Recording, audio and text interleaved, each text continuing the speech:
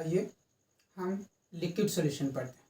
ठीक है, liquid solution में देख लेते हैं कि लिक्विड सॉल्यूशन में वो क्या कर सकते हैं।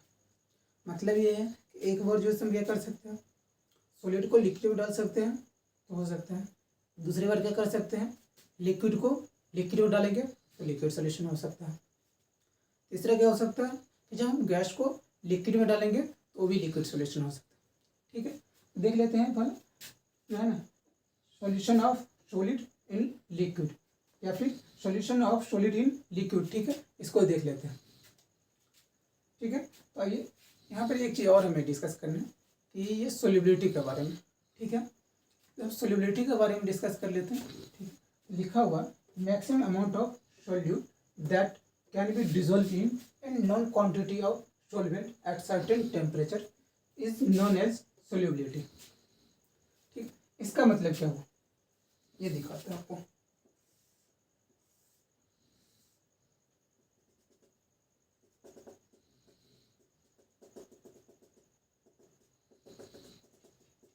ठीक है, ये देख लीजिए, इसमें कोई वाटर डाला हुआ। ठीक है, वाटर डाला हुआ, इसमें 5 लीटर वाटर डाला हुआ। ठीक है, 5 लीटर डाला हुआ, इसमें कर क्या रहा हूँ मैं कि 1 kg साल्ट डाल रहा हूँ। साल्ट डाल रहा हूँ मतलब NaCl। ठीक है, ठीक है, 1 kg साल्ट डाल रहा हूँ तो ये डिजोल्व हो जा रहा है इसमें। लेकिन जब मैं 1 kg से ज़्यादा जो है साल्ट डाल रहा हूँ तो डिजोल्व नहीं हो पा रहा। आप देखे होंगे कि कभी कभी होता ये है ना कि हम लार्ज अमाउंट में सॉल्यूट मिला देते हैं ना तो डिजोल्व होते ही नहीं रहता। ठीक है, तो वही मतलब ऐसा अमाउंट जिसके बाद जो है ना डिजोल्व नहीं होता है तो वही सॉल्युबिलिटी होता है। ठीक है, मतलब ये देखिएगा, यदि जो है 1 kg से ज़्यादा हम दे रहे हैं तो ये NaCl डिजोल्व नहीं हो पा रहा। ठीक है, तो ये जो है ना 1 kg तक जो है ना ये जो सॉल्यूशन का होगा वो सॉल्युबिलिटी होगा। ठीक है, ये यहाँ पे देखिए मैक्सिमम अमाउंट ऑफ सोल्यूट मतलब मैक्सिमम अमाउंट, उसके बाद जो है सो लिक्विड में मतलब ये सॉल्वेंट में डिजोल्व नहीं होगा। ठीक है, इसे लिखो maximum amount of solute that can be dissolve in a known quantity of solvent at certain temperature is known as solubility. ठीक, उसे हम सोल्युबिलिटी कहते हैं। सोल्युबिलिटी को जो है सो दूसरी टर्म में भी बोल सकते हैं, जैसे देख सकते हैं solubility is the molarity of its saturated solution. Saturated solution का मतलब ये होता है कि किसी भी सॉल्यूशन में यदि उसमें और जो है सो सोल्यूट डाल रहे हैं तो सोल्यूट डिजोल्व नहीं होगा, उसी को सैचुरेटेड सॉल्यूशन बोलते हैं। मतलब और एक लार्ज अमाउंट में और थोड़ा सा यदि सोल्यूट डालते हैं और उससे ज़्यादा डालते हैं तो डिजोल्व नहीं हो पाता, उसी को सैचुरेटेड सॉल्यूशन कहते हैं। और उस सैचुरेटेड सॉल्यूशन का मोलरिटी जो होता है वो सोल्युबिलिटी के बराबर होता है।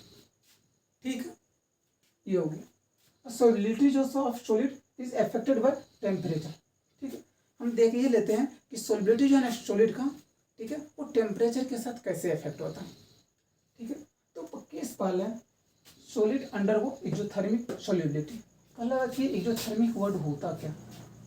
ठीक है, तो कोई भी रिएक्शन हो रहा है, कोई भी रिएक्शन हो रहा है, उस रिएक्शन से ये देखिएगा कि हीट निकल रहा है। ये देखिएगा हीट निकल रहा है, यदि हीट निकल रहा होगा प्रोडक्ट से तो होता है एक्सोथर्मिक, एक्सोथर्मिक होता है। और इसके लिए डेल्टा एच जो होता है, डेल्टा एच निगेटिव होता है। ठीक है, ये डेल्टा एच निगेटिव होता, मतलब जब सॉलिड ये सॉलिड को लिक्विड सॉल्वेंट में डालेंगे तो सॉल्यूशन बना और फिर उसके साथ साथ ये कुछ हीट निकला तो उसे एक्सोथर्मिक बोलेंगे। मतलब ये हीट निकल रहा है प्रोडक्ट से तो उससे हीट बोलेंगे। ठीक है, एक चीज़ देख सकते हैं आप कि टेम्परेचर का स्टडी करने के लिए, ठीक है, आप ली चार्टियर प्रिंसिपल अप्लाई कर सकते हैं। ठीक है, तो हम देखते हैं कि ली चार्टियर प्रिंसिपल आप जो है ना एक बार ली चार्टियर प्रिंसिपल पढ़ लीजिएगा। ठीक है, उससे अच्छा से समझ में आ जाएगा। ये ली चार्टियर प्रिंसिपल पर टेम्परेचर का इफेक्ट समझ सकते हैं इजीली। यहाँ पर ये देखिए सॉलिड प्लस लिक्विड सोल्यूशन, ये सोल्यूशन बनाना है तो ये जिस साइड हीट होता है ना उस साइड हम, ये तरीका होता है कि जिस साइड हीट होता है उस साइड हम टेम्परेचर जोड़ देते हैं। अब ये चीज़ देखिएगा, टेम्परेचर मैं इस साइड इंक्रीज करूँगा तो ये इस साइड शिफ्ट होगा। ठीक है, जिस साइड हीट होगा उस साइड आपको टेम्परेचर ऐड करना है। ठीक है, और यदि मैं इधर से टेम्परेचर इंक्रीज करूँगा तो ये देखिएगा कि डायरेक्शन इसका इधर जाएगा। ठीक है, उसका अपोजिट आएगा। मतलब मैं इस साइड इंक्रीज कर रहा हूँ तो ये इधर चला जाएगा। मतलब ये देखिए कि बैकवर्ड जा रहा है। मतलब ये होगा कि यदि आप टेम्परेचर इंक्रीज करते हैं, टेम्परेचर इंक्रीज करते हैं तो क्या होगा, ये देखिएगा कि बैकवर्ड जा रहा है, मतलब सोल्यूबिलिटी डिक्रीज हो रहा है। सोल्यूशन देखिएगा, सोल्यूशन इस साइड है, ये इसके अपोजिट साइड जा रहा है। ठीक है, मतलब ये हुआ कि सोल्यूबिलिटी डिक्रीज कर रहा है। वहीं लिखा on increasing the temperature solubility of this decreases. ये देखिए कि टेम्परेचर में इंक्रीज कर रहा हूँ, ये इधर बैकवर्ड साइड जा रहा है, डिक्रीज, बिकॉज जर solubility increase shift in backward direction. लिखा हूँ मैं ये कि बैकवर्ड डायरेक्शन में शिफ्ट कर जा रहा। ठीक है, समझ में आ गया ये। अगला केस 2 है कि जब सॉलिड अंडरगोज एंडोथर्मिक सोल्यूबिलिटी होगा। एंडोथर्मिक सोल्यूबिलिटी का मतलब ये होता है कि कोई भी रिएक्शन हो रहे हैं, उस रिएक्शन में हम करते क्या हैं, हीट ऐड करते हैं, हीट ऐड करते हैं, तो ठीक है, उसका वो रिएक्शन होता है। तो उसे जिसमें हीट ऐड करते हैं ना, उसे एंडोथर्मिक बोलते हैं। ये देखिए एंडोथर्मिक बोलते हैं। इसमें क्या हो रहा था, हीट इवॉल्व हो रहा था, और इसमें हीट ऐड हो रहा है, हमने हीट दे रहे हैं, तो ये रिएक्शन हो रहा है। ठीक है, सॉल्यूशन बन रहा है। तो ये क्या होगा, एंडोथर्मिक हो, ये एंडोथर्मिक हो। हमने क्या बोला, यहाँ पर ये चार्ट लिया प्रिंसिपल के अकॉर्डिंग, हम जिस साइड हीट रहता है उस साइड टेम्परेचर ऐड करते हैं। तो ये देखिएगा कि यहाँ इस साइड टेम्परेचर, ये हीट है, तो मैं इस साइड टेम्परेचर ऐड कर दे रहा हूँ। अब एक चीज़ देखिएगा कि टेम्परेचर इंक्रीज कर रहा हूँ मैं, टेम्परेचर इंक्रीज कर रहा हूँ, ये किधर जाएगा, इधर जाएगा, मतलब फॉरवर्ड जाएगा। ठीक है, फॉरवर्ड जाएगा। तो ये देख लीजिएगा। अच्छा हाँ, एक चीज़ और, जब ये सॉल्यूशन, ये जो हीट जो है ना डालते हैं, तो ये जो देखिएगा डेल्टा एच जो होता है, डेल्टा एच क्या होता है, पॉजिटिव होता है। यहाँ पर इवॉल्व हो रहा था तो निगेटिव हो रहा है, और यहाँ पर जब हीट जो है ना कंज्यूम हो रहा है तो ये पॉजिटिव होता है। ठीक है, और ये देखिएगा मैं टेम्परेचर यहाँ पर लिखा हूँ, टेम्परेचर इंक्रीज कर रहा हूँ, ये देखिएगा फॉरवर्ड जाएगा। ठीक है, तो देख लेते हैं, on increasing the temperature it's solubility equilibrium will shift in forward direction. देख रहे हैं, फॉरवर्ड डायरेक्शन में जा रहा है, आगे की ओर जा रहा है। ठीक है, forward direction, that is solubility increases. इसका मतलब ये हुआ कि यदि हम टेम्परेचर इंक्रीज करते हैं, किसके लिए, एंडोथर्मिक के लिए, एंडोथर्मिक सोल्यूबिलिटी के लिए। ठीक है, टेम्परेचर इंक्रीज करते हैं तो क्या होगा, ये जो है सोल्यूबिलिटी इंक्रीज करते हैं। सोल्यूबिलिटी इंक्रीज क्यों करते हैं, क्योंकि सोल्यूबिलिटी इक्विलिब्रियम जो है ये फॉरवर्ड शिफ्ट करता है, जिसके कारण से सोल्यूबिलिटी इंक्रीज कर जा रहा। ठीक है, ये लिखा हो। अब एक चीज़ दे देगा, इसका सोल्यूबिलिटी वर्सेस टेम्परेचर अगर आप दे देगा, क्वेश्चन में दो दिया रहेगा, एक ये और एक ये, इसमें से बोलेगा कौन एंडोथर्मिक के लिए है और कौन एक्सोथर्मिक के लिए। ठीक है, आइए हम यहाँ से देख लेते हैं।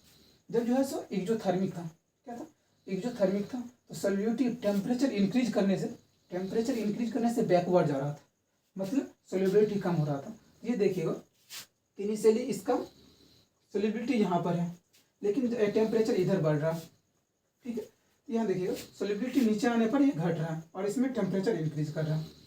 मतलब ये देखिएगा कि यहाँ पर इसके लिए टेम्परेचर ये T1 और ये सोल्यूबिलिटी S1।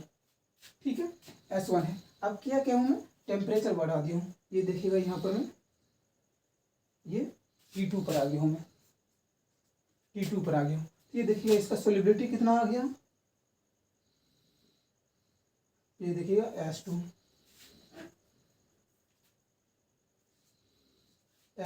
आप यहाँ पर देख सकते हैं कि S2 जो है ग्रेटर देन S1 है, S2 ग्रेटर देन S1 है। और टेम्परेचर क्या है, ये देखिए, यदि temperature T1 less than T2 है, मतलब टेम्परेचर में इंक्रीज कर रहा हूँ। ये देखिएगा सोल्यूबिलिटी S1 से S2 चला है, मतलब ये S1 ग्रेटर देन S2। आप देख सकते हैं कि S1 ज़्यादा है और S2 कम है।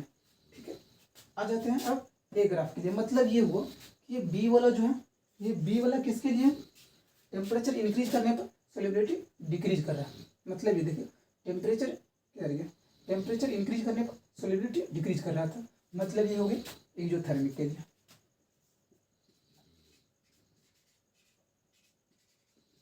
एक्सोथर्मिक के लिए हो गया। आइए अब मैं इसके लिए देख लेता हूँ। यहाँ पर ये देखिए, यहाँ पर मान लेता हूँ कि ये टेम्परेचर T3 है, ये सोल्यूबिलिटी S3 है। अब मैं टेम्परेचर इंक्रीज कर रहा हूँ, ये देखिएगा वही टेम्परेचर T4 पे आ गया, मैं T4 पर आ गया, ठीक है। ये देखिएगा सोल्यूबिलिटी, ठीक है, सोल्यूबिलिटी ये S4 पे हो गया, ये सोल्यूबिलिटी S4 पे हो गया। ये देखिएगा T3 से T4 टेम्परेचर पे मैं जा रहा हूँ, T3 से T4 पे जा रहा हूँ, मतलब ये देखिएगा कि ये T4 ग्रेटर देन T3 है, ठीक है।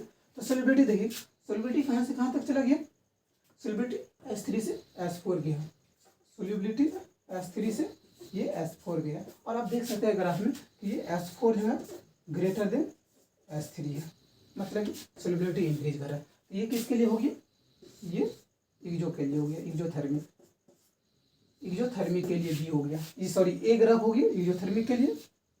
एक सेकेंड, ये इग्जो के लिए नहीं होगा ना, ये देख लेते हैं। टेम्परेचर इंक्रीज करने पर क्या हो रहा है, टेम्परेचर इंक्रीज करने पर सोल्यूबिलिटी इंक्रीज कर रहा है, ये एंडोथर्मिक के लिए। और यहाँ पे देख रहे हैं कि टेम्परेचर इंक्रीज किया है तो सोल्यूबिलिटी इंक्रीज किया है ए में, तो ये इंडो के लिए, इंडोथर्मिक के लिए, ठीक है। ये इंडोथर्मिक के लिए, मतलब ए ग्राफ जो है वो इंडोथर्मिक के लिए और बी ग्राफ जो है वो इंडोथर्मिक के लिए, ठीक।